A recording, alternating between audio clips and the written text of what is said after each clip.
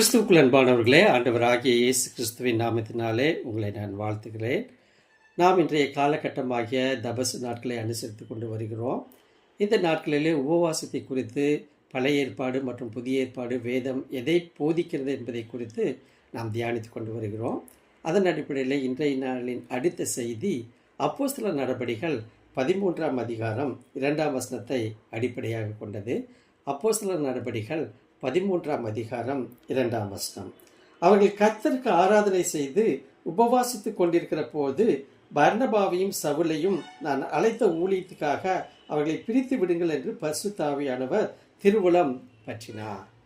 எனக்கு அன்பானவர்களே, இந்த பகுதி அந்தியோகியா திருச்சபை விசுவாசிகள் உபவாசம் இருந்தபோது ஜெபித்த போது பரிசுத்த ஆவியானவர் பவுலையும் பர்னபாவையும் மிஷனரி பணிக்காக ஒருவரை ஒருவர் பிரித்து விடுங்கள் என்று சொல்லுகிறதை நாம் பார்க்க வேண்டும். எனக்கு அன்பானவர்களே, இது முக்கியமாக பவுலின் மிஷனரி பயணங்களின் தொடக்கத்தை குறிக்கிறதை நாம் பார்க்க முடியும். தெய்வீக வழி நடத்துதல், திருச்சபை பணி மற்றும் தலைமைத்துவ நியமனம் ஆகியவை அர்ப்பணிப்புள்ள பரிசுத்த ஆவியால் வழிநடத்தப்படும் மற்றும் ஜெபமுள்ள உபவாசமுள்ள சபையிலிருந்து பிறக்கின்றது என்பதை விளக்குகிற ஒரு பகுதியாக காணப்படுகிறது. ஆகவே இந்த அப்போஸ்தலர் நடபடிகள் 13ஆம் அதிகாரம் 3ஆம் வசனத்தை தியானிப்பதன் மூலமாக 3 மிக முக்கியமான அம்சங்களை நாம் தெரிந்து கொள்கிறோம். முதலாவதாக, இது ஒரு தெய்வீக வழிகாட்டுதலின் சூழல். திருச்சபையின் 5 தலைவர்கள் மற்றும் திருச்சபை விசுவாசிகள் கர்த்தருக்கு ஊழியம் செய்து உபவாசம் இருந்தபோது இந்த வலியுறுத்தல், அந்த அறிவுறுத்தல் வந்தது என்பதை அப்போஸ்தலர் நடபடிகள் 13ஆம் அதிகாரம் 1ஆம் வசனத்தில் நாம் பார்க்கிறோம். தேவனின் வழி நடத்துதலை கேட்பது, தேவனோடு நெருங்கி சேருவது மற்றும் ஆவிக்குரிய ஒழுக்கம் மூலம் தேவனுடைய வழிகாட்டுதலை அடைய முடியும் என்பதை இது எடுத்து காட்டுகிறது. இரண்டாவதாக, பரிசுத்த ஆவியின் ஆளுமை. ஆவியானவர் நேரடியாக பேசுகிறார்.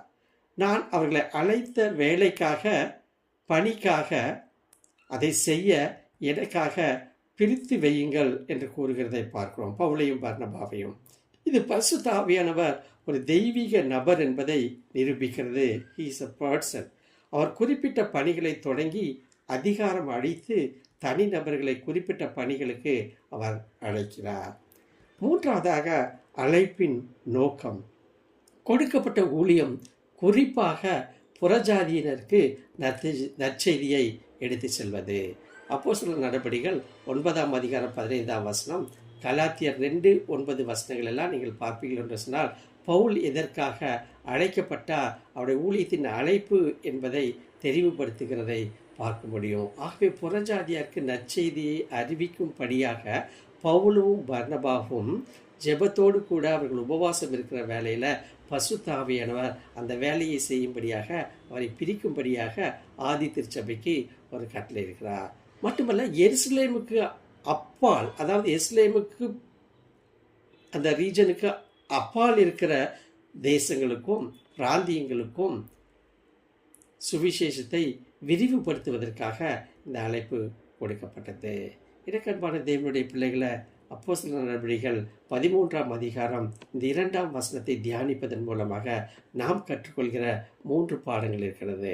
முதலாவதாக, அந்தியோகியா திருச்சபை உபவாசத்தை வலியுறுத்தி மட்டுமல்ல திருச்சபையில் அப்பியாசப்படுத்தியது.